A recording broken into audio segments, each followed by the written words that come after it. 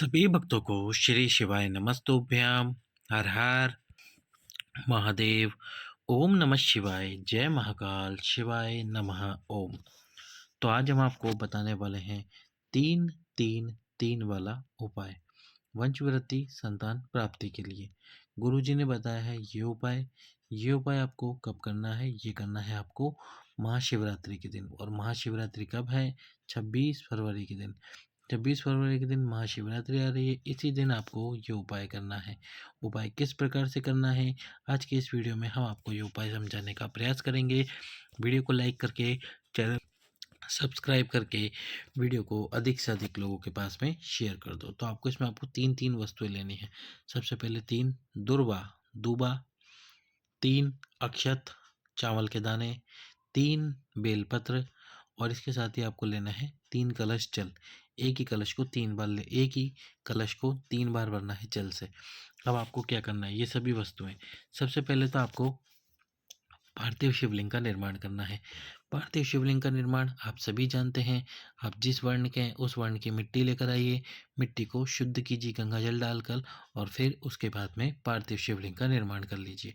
पार्थिव शिवलिंग का निर्माण करके भगवान शंकर की पूजन अर्चना कीजिए। इसके बाद में आपको क्या करना है, जो पार्थिव शिवलिंग आपने बनाया है उस शिवलिंग को बनाते हुए शिवलिंग जिस भी पत्थर पर या जिस भी स्थान पर आप बना रहे हो उसके नीचे बेलपत्र रखें। ऐसा क्यों? ऐसा इसलिए गुरुजी ने कहा है कि ये बेलपत्र माता पार्वती का स्वरूप है। यदि आप बेलपत्र पार्थिव शिवलिंग के नीचे रखते हैं तो वह माता पार्वती माँ जगत जननी के हाथ पर स्थापित होता है, जैसे कि ये शिवलिंग माता पार्वती के हस्तकमल पर स्थापित है।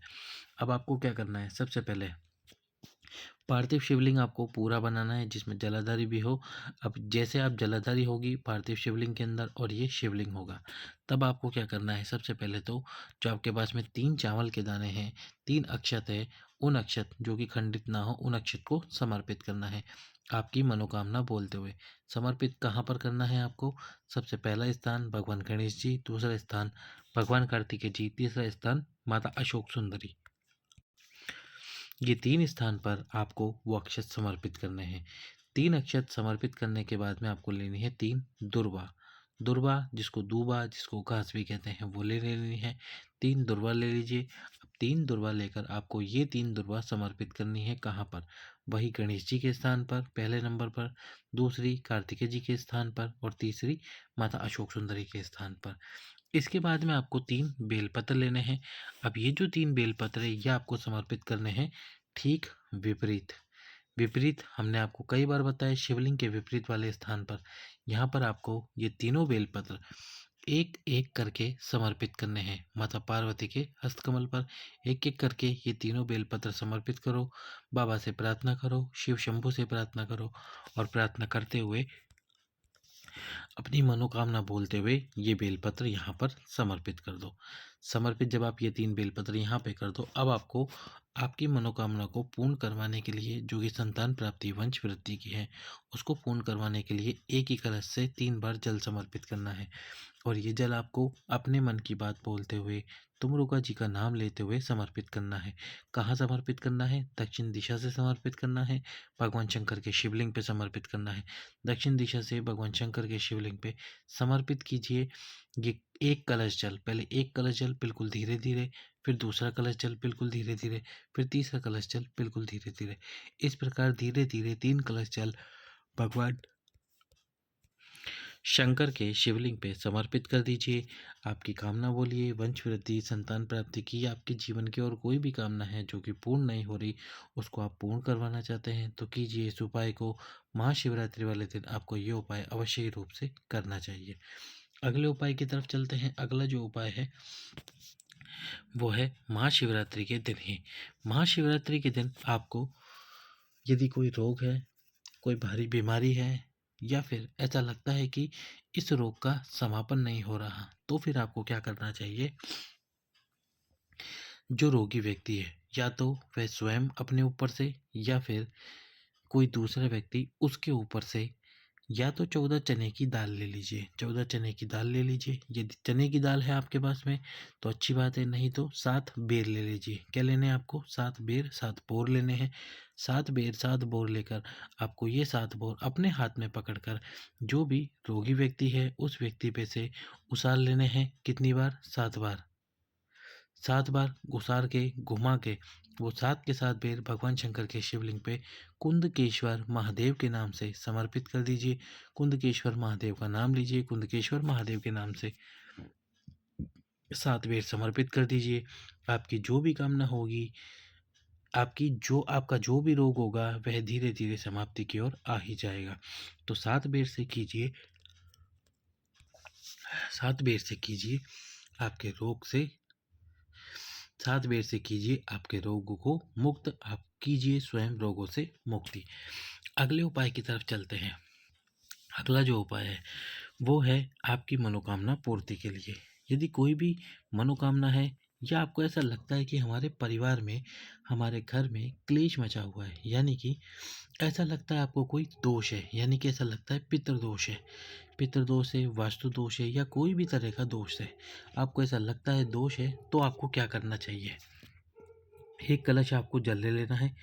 इस कलश में आपको क्या करना है? एक बेलपत्र डाल देना है। अब इस बेलपत्र को डालकर इस कलश को आपको पूरे घर के अंदर घुमाना है।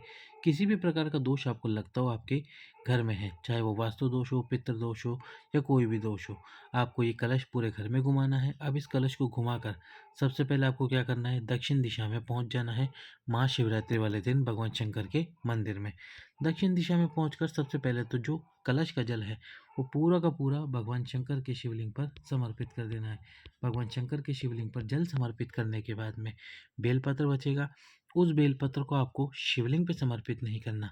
शिवलिंग पे समर्पित ना करते हुए ये जो जलाधारी होती है भगवान शंकर के शिवलिंग पे, आप सभी जानते हैं इस जलाधारी में एक छोटा सा छिद्र होता है जिसमें से बूंद बूंद जल भगवान शंकर के शिवलिंग पे गिरता है। तो आपको इसी जलाधारी के अंदर वो जो बेलपत्र है आपके पास में, उस बेलपत्र की डंडी को फंसाना है। फंसा दीजिए इस बेलपत्र की डंडी को और उससे फिर जल धीरे धीरे भगवान शंकर के शिवलिंग पे गिरेगा। यदि आपके घर में किसी भी प्रकार का दोष होगा, किसी भी प्रकार की नकारात्मक ऊर्जाएं होंगी या आपको ऐसा लगता है घर परिवार के सदस्य खुश नहीं है, तो वह इस उपाय के बाद खुश रहना शुरू कर देंगे। भगवान शंकर की कृपा होगी और उनके बीच में प्रेम अवश्य ही बढ़ेगा। अंतिम उपाय जो कि इस प्रकार से है, उपाय गुरुजी ने इस प्रकार से बताया है। महाशिवरात्रि वाले दिन कोशिश कीजिए, भगवान शंकर की महाशिवरात्रि वाले दिन यदि आप पूरे विधि विधान से पूजा ना कर सके, मान लीजिए आपके पास में दूध नहीं है समर्पित करने के लिए, आपके पास में और कोई महंगी वस्तु नहीं है, कुछ भी नहीं है, तो केवल और केवल आप किसी भी वृक्ष की 7 पत्तियां तोड़ लीजिए। क्या करना है आपको? 7 पत्तियां तोड़ लेनी है। 7 पत्तियां तोड़ लीजिए और एक कलश जल भर लीजिए। जल तो आपको मिल जाएगा आराम से। एक कलश में जल भर लीजिए, किसी भी वृक्ष की 7 पत्तियां तोड़ लीजिए, चाहे कोई सा भी वृक्ष हो। सफ़ेद आकड़े का वृक्ष मिले तो उसकी भी तोड़ लीजिए। अमरूद, आंवला, केला जो मिले उसकी 7 पत्तियां ले लीजिए, मतलब कि 7 वृक्ष की 7 पत्ती, एक वृक्ष की एक पत्ती। ये कलश का जल लेके जाइए। अगर आपके पास में पूजा की थाली भी नहीं है महाशिवरात्रि वाले दिन, तो भी कोई बात नहीं। उस एक कलश जल को समर्पित करके, अपने मन की कामना करके, अपने मन की अभिलाषा करके वो 7 पत्तियां भगवान शंकर के शिवलिंग पे समर्पित कर दीजिए। यदि आपने ये छोटा सा उपाय भी कर लिया आपके मन की अभिलाषा को पूरा करने के लिए, आपके मन की कामना को बोलकर, तो बाबा भोलेनाथ आपका हाथ पकड़ लेंगे और आपकी जो कामना है, आपकी जो अभिलाषा है, वे शीघ्र अतिशीघ्र पूर्ण होगी। तो कीजिए महाशिवरात्रि वाले दिन इस उपाय को। सभी भक्तों को श्री शिवाय नमस्तुभ्यम। हर हर महादेव।